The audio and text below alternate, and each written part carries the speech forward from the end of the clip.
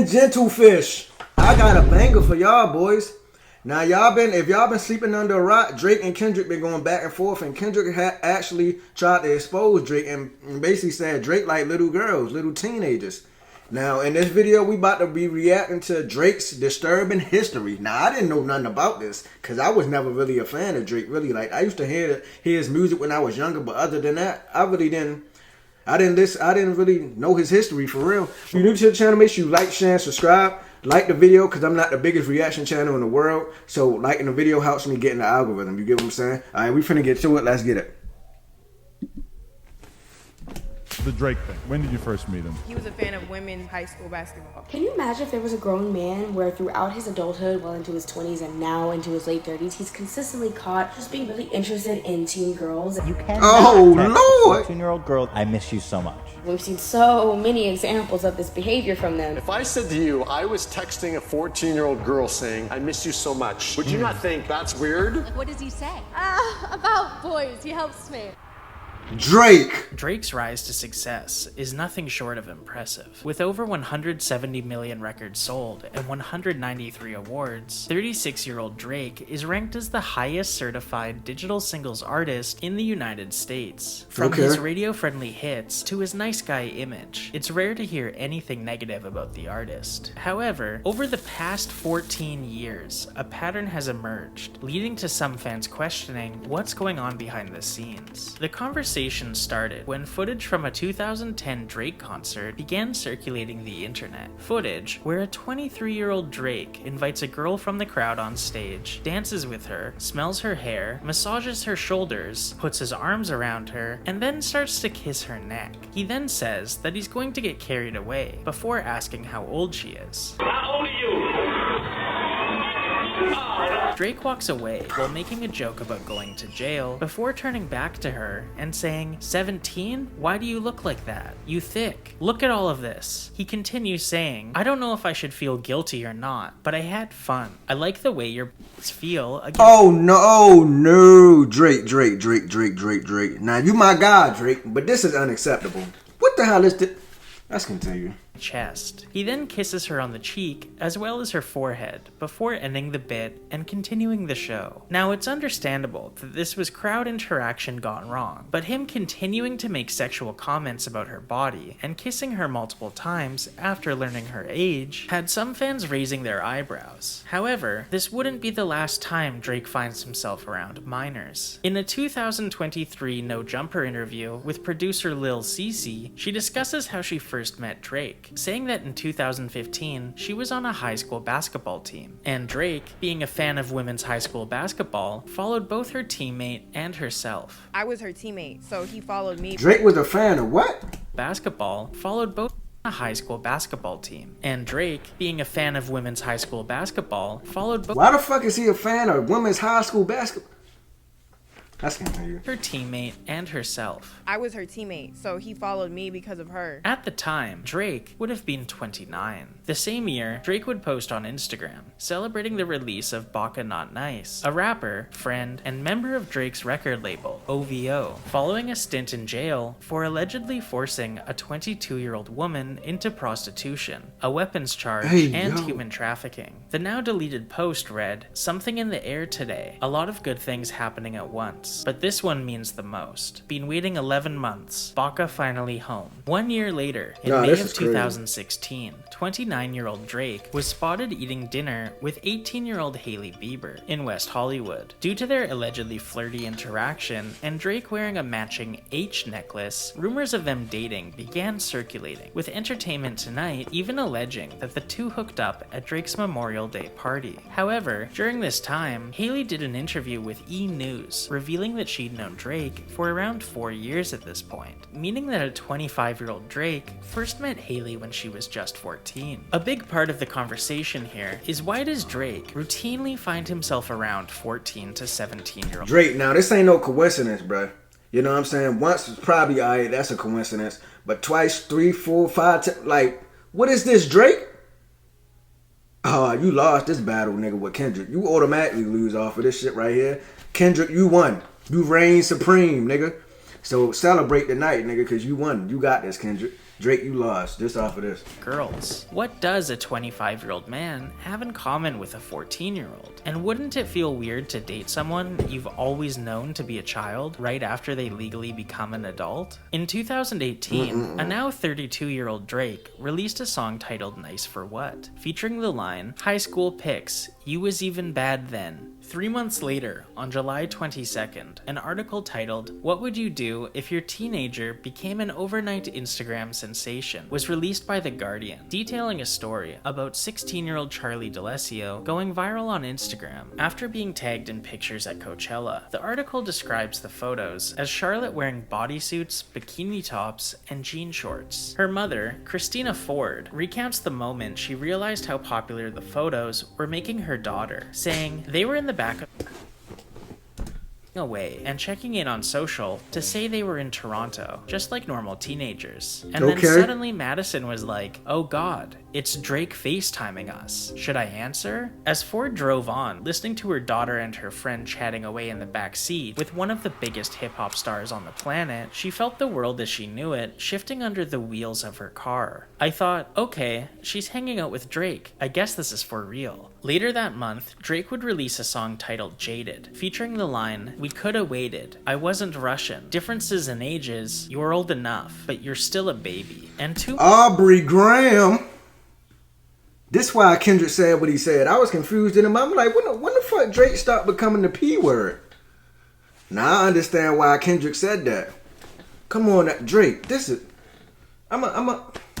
Later in September, 14-year-old Millie Bobby Brown would attend the Emmys and mentioned in a red carpet interview that her and 32-year-old Drake text after meeting each other in Australia after he invited her to his concert, and that their conversations mostly consist of Drake giving her boy advice and saying how much they miss each other. We just texted each other the other day and he was like, I miss you so much. I was like, I miss you more. This was the first time Drake's pattern of being around underage girls really began circulating online, with many people speculating what someone with an 18-year age gap can really have in common. I'm 34 years old. Yeah. If I said to you, I was texting a 14-year-old girl saying, I miss you so much, and she was replying to me, I miss you more, would you not think, hold on here a second, that's weird? Millie would take to Instagram and defend Drake, saying, "Why you gotta make a lovely friendship your headline? You guys are weird, for real. I'm lucky to have people in the business extend their time to help me further my career and offer their wisdom and guidance. I'm very blessed to have amazing people in my life. You don't get to choose that for me. It's nice to have people understand what I do. Now get back to talking about real problems in this world other than my friendships. Jeez." However, a month later, as Drake was on tour, blind items began circulating, with people speculating who the noted foreign-born A-plus list singer/rapper could be. A year later, on November 25th, 2019, 17-year-old Billie Eilish sat down for an interview with Vanity Fair and revealed that one of the most famous people in her phone is Drake. She would go on to say that Drake is like the nicest dude I've ever spoken to. I mean, I've only texted him, but he's so nice. He does not need to be nice. You know what I mean? Between the Millie Bobby Brown interview and now this one with Billie Eilish, some people really started to question why a now 33-year-old man is in contact with so many children, pointing out that if you remove the celebrity status of everyone, this sort of relationship would never be supported. On October 1st, 2020, Drake rapped on 21 Savage's song, Mr. Right Now, saying the line, "Yeah, said she wanna fuck to some SZA. Wait, cause I used to date SZA back in 2008. In 2008, Drake would have been 22, and SZA would have just been 17. What? Drake, all you Drake fans, bro, y'all need to explain this shit, bro. Why he always fucking with teenagers? Why they don't ever say, oh, Drake was talking to this new artist and she's 23 years old just coming into the game? Why all the new artists that Drake talked to, they 17, 16, 15, 14, 13, 12? Like, he just go all the way goddamn down. I ain't gonna say 12 now. I ain't gonna do you like that, Drake. But you fucking with teenagers, bro. That's still bad. Tweet, SZA confirmed that they did date, but insisted that their dynamic didn't involve anything underage or creepy. However, the following September, 35-year-old Drake released an album titled Certified Lover Boy with a song titled Poppy's Home, featuring the line, "Sierra Canyon parking lot looking like a Magic City parking lot." This turned heads, as Sierra Canyon is a private school in California that offers classes for pre-K to 12th grade students, and Magic City is a strip club in Atlanta. As the album contains 21 songs, and Drake was beefing with Kanye West at the time, it's not surprising that this single line managed to be overlooked. It's entirely possible that Drake really is just a nice guy, and perhaps his pattern of talking to underage entertainers is innocent, as he was somewhat of a child star himself. However, dating someone you've known since they were a minor as soon as they turn 18 is bizarre, and no one other than a celebrity would get a pass for this pattern of behavior. Following high school women's basketball as a 29-year-old isn't a common thing, nor is telling a 14-year-old how much you miss them when you're 32 and bear no relation. Women who claim to have hooked up with Drake all detail a similar, elaborate setup involving security guards, NDAs, getting copies of their licenses,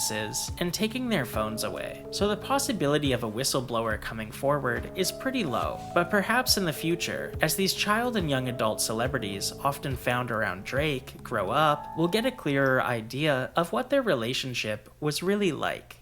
Despite Drake's nice guy reputation, his security team has a controversial history. During Drake's first headline tour in 2010, a fan by the name of Jeremy Soriano claimed that one of Drake's bodyguards punched him in the mouth when he tried to compliment Drake at a club in Jacksonville, Florida. During an interview with Fox 30, Jeremy alleged that Drake proceeded to push him and that he had to get 6 stitches by the end of the night. A friend of the victim, who was also a witness, alleges that following the incident, You let that nigga Drake hit you, let the security guard punch you like that, bro? I would have hit him back.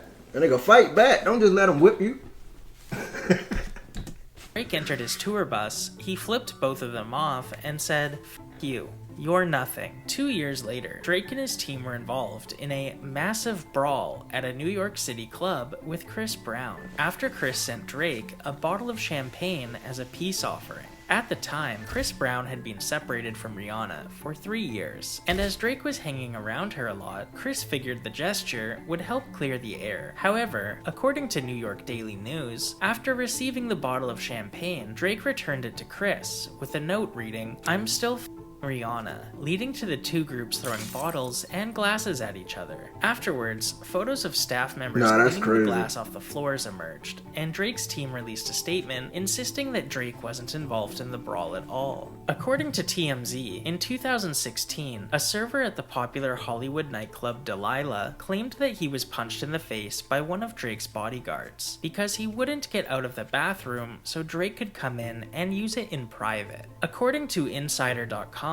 the server sued the restaurant, the rapper, and Cleveland Browns wide receiver Odell Beckham Jr. over the incident. The victim also alleges that Drake ordered the beating after making a throat cut gesture to his entourage. In a video leaked to TMZ, the victim can be seen on security camera before being punched in the face by a member of Drake's security, while others soon join in on the attack, all while Drake watches. Following the attack and the lawsuit, other employees of Delilah were allegedly afraid to return to work. The next year, in 2017, Drake's security team would go viral after a dashcam recording showed them bullying a driver on a street in Toronto, forcing them to the side of the road so that Drake's entourage could bypass traffic. After a driver complained, Drake's bodyguard threatened them, saying he'll take his Tesla. That same year, Shawn Mendes would appear on an episode of The Tonight Show and describe his encounter with Drake's security at a weekend concert. According to his story, Shawn Mendes, having previously met Drake a couple days prior, attempted to say hi to him at the show. However, Drake's bodyguard allegedly stopped him before he even had a chance to do so, saying, "The next thing I know, I'm in the middle of the weekend show with my arm hooked behind my back.